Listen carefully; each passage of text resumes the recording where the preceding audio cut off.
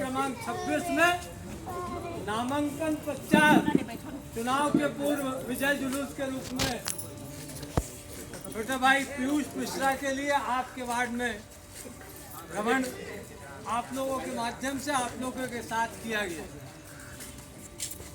देश में 3 प्रकार का चुनाव होता है। एक चुनाव देश की सरकार बनाने का चुनाव होता है जिसे लोकसभा का चुनाव बोलते हैं। एक चुनाव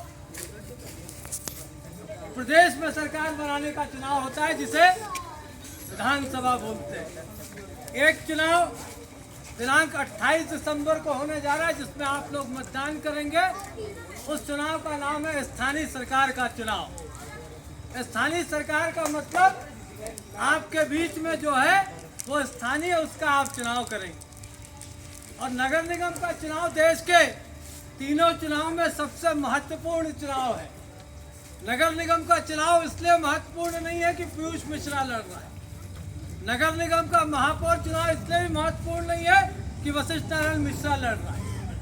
नगर निगम के चुनाव से आपका संबंध क्या है, इसका एहसास आपको जब तक नहीं होगा तब तक नगर निगम के चुनाव को आप समझ नहीं पाएंगे।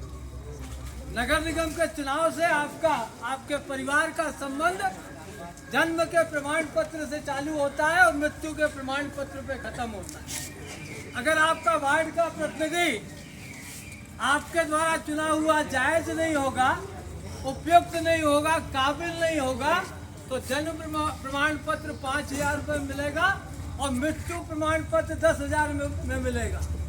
और मृत्यु होने के बाद हो सकता है आपका प्रतिनिधि जायज नहीं हो तो आपके माता पिता का आप अंतिम संस्कार भी नहीं कर पाए, कोई देह दान कर दे।